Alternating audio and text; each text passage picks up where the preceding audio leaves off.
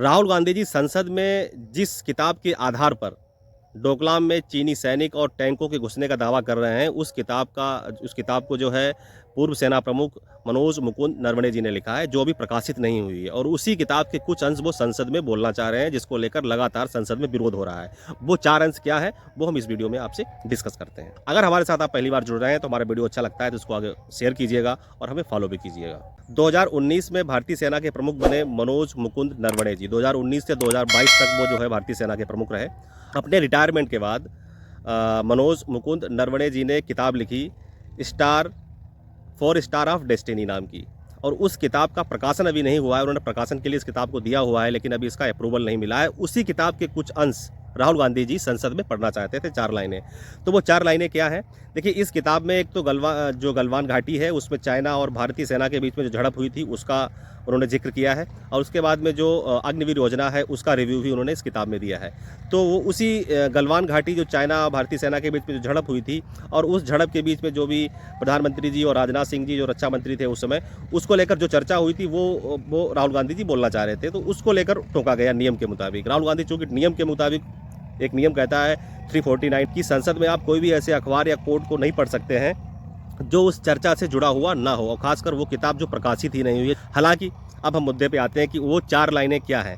देखिए, 31 दिसंबर 2020 रात के 8:15 पर जो नॉर्दर्न कमांड है लद्दाख सीमा पर, वहाँ पर जो हमारे जनरल हैं योगेश जोशी जी को फ़ोन आता है कि चीनी सेना, जो पैदल सेना है, उसके समर्थन में 4 टैंक पूर्वी सीमा जो है लद्दाख की, जिसको रेचिनला घाटी बोलते हैं, उस पहाड़ी की ओर बढ़ रहे हैं। इसके बाद 8:15 से 8:30 के बीच में जो है योगेश जोशी जी जो है वो फ़ोन करते हैं सेना प्रमुख नरवणे जी को, और बताते हैं, स्थिति की गंभीरता को देखते हुए बताते हैं कि जो चीनी सैनिक अपने टैंकों के साथ में जो कैलाश मानसरोवर रेंज है उसकी तरफ लगभग कुछ 100 मीटर की दूरी पर वो टैंक पहुंच चुके हैं। आखिर हमें स्पष्ट निर्देश दो, आखिर क्या करना है। चेतावनी के तौर पर भारतीय सेना ने रोशनी वाले गोले दागे, लेकिन उसका कोई भी प्रभाव जो है चीनी टैंकों पर नहीं पड़ा और वो आगे बढ़ते रहे। रात 8:30 पर सेना प्रमुख नरवणे जी ने जो है जो रक्षा मंत्री थे राजनाथ सिंह जी, और राष्ट्रीय सलाहकार अजित डोवल जी, और विदेश मंत्री जयशंकर जी, और जो हमारे CDS चीफ डिफेंस स्टाफ जो बिपिन रावत जी उस समय थे, तो उनको इस बारे में जानकारी दी। उनसे बोला कि उन्हें स्पष्ट निर्देश दें कि उन्हें आखिर क्या करना है। 9:10 पर लेफ्टिनेंट जनरल योगेश जोशी ने फिर सेना प्रमुख को फ़ोन किया नरवणे जी को, और बताया कि अब जो है चीनी सेना को उनके टैंक जो है वो दर्रे से 1 किलोमीटर की दूरी पर रह गए हैं। 9:25 पर सेना प्रमुख नरवणे जी ने फिर से रक्षा मंत्री जी को फ़ोन किया, और उन्होंने इसके बारे में स्पष्ट निर्देश मांगे कि आखिर अब क्या किया जाए, क्योंकि चीन की सेना लगातार हमारी तरफ बढ़ रही है। राजनाथ सिंह जी ने इस पर कोई भी स्पष्टीकरण नहीं दिया। और इसी दरमियान जो PLA जो चीन की सेना है, तो उसके जनरल ने जानकारी दी कि इस गतिरोध को अभी रोका जाए दोनों तरफ से, और सुबह 9:30 बजे लोकल कमांडर हैं वो बैठकर इस पर बातचीत करेंगे। रात 10 बजे जो है नरवणे जी ने फिर से जो चीनी कमांडर का जो प्रस्ताव था उसके बारे में जानकारी राजनाथ सिंह जी को दी।